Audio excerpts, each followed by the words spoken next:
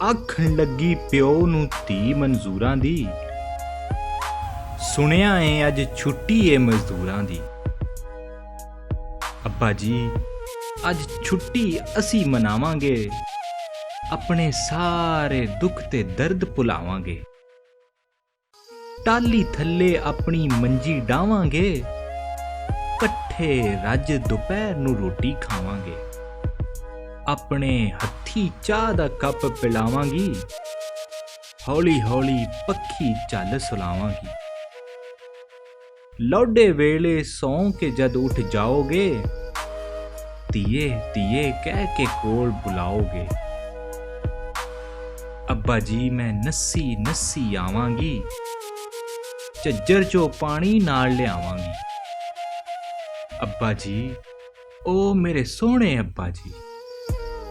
ਸੁਣ ਕੇ ਗੱਲ ਕਹਿੰਦਾ ਅੱਬਾ ਸੁਣ ਕੁੜੀਏ, ਐਵੇਂ ਆਪਣੇ ਖਾਬ ਖਿਆਲ ਨਾ ਬੁਣ ਕੁੜੀਏ।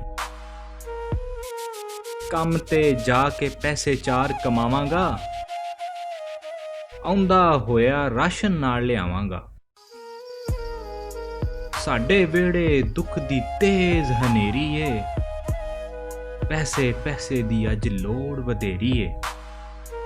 ਧੀਏ ਕੱਲ ਨੂੰ ਡੋਲੀ ਤੈਨੂੰ ਪਾਣਾ ਏ, ਥੋੜਾ ਥੋੜਾ ਕਰਕੇ ਦਾਜ ਬਣਾਣਾ ਏ। ਜ਼ਿੱਦ ਨਾ ਕਰ ਤੇ ਕੰਮ ਤੇ ਮੈਨੂੰ ਜਾਵਣ ਦੇ, ਜਾ ਕੇ ਕਿਤੇ ਦਿਹਾੜੀ ਮੈਨੂੰ ਲਾਵਣ ਦੇ। ਵਾਹ ਔਖੇ ਹੋ ਗਏ ਦਿਨ ਗਰੀਬਾਂ ਦੇ, ਕੰਮ ਵੀ ਅੱਜ ਕੱਲ ਲੱਭਦੇ ਨਾਲ ਨਸੀਬਾਂ ਦੇ। ਸਮਝਦਾਰ ਏ ਤੈਨੂੰ ਕੀ ਸਮਝਾਣਾ ਏ, ਧੀਏ ਡਾਢਾ ਔਖਾ ਦਾਜ ਬਣਾਣਾ ਏ। ਇੱਕ ਗੱਲ ਮੇਰੀ ਚੇਤੇ ਰੱਖੀ ਲਾਡਲੀਏ, ਛੁੱਟੀ ਹੁੰਦੀ ਏ ਵੱਡੀਆਂ ਸਰਕਾਰਾਂ ਦੀ, ਛੁੱਟੀ ਹੁੰਦੀ ਏ ਸਰਮਾਏਦਾਰਾਂ ਦੀ। ਉਂਝ ਵੀ ਜਿਹੜੇ ਅਕਸਰ ਮੌਜਾਂ ਕਰਦੇ ਨੇ, ਛੁੱਟੀ ਕਰਕੇ ਅਫਸਰ ਮੌਜਾਂ ਕਰਦੇ ਨੇ। ਸਾਡੇ ਵਰਗੇ ਬੇਬਸ ਤੇ ਮਜਬੂਰਾਂ ਦੀ, ਨਾ ਚੁਪੜਾਸੀ ਨਾ ਹੀ ਚੌਕੀਦਾਰਾਂ ਦੀ। ਮਰਜ਼ੀ ਚਲਦੀ ਏ ਇੱਥੇ ਠੇਕੇਦਾਰਾਂ ਦੀ। ਭਾਵੇਂ ਇਹ ਦਿਨ ਸਾਡੇ ਨਾਵੇਂ ਲੱਗਿਆ ਏ, ਸਾਨੂੰ ਅੱਜ ਤੱਕ ਇੱਥੋਂ ਕੁਝ ਨਾ ਲੱਭਿਆ ਏ।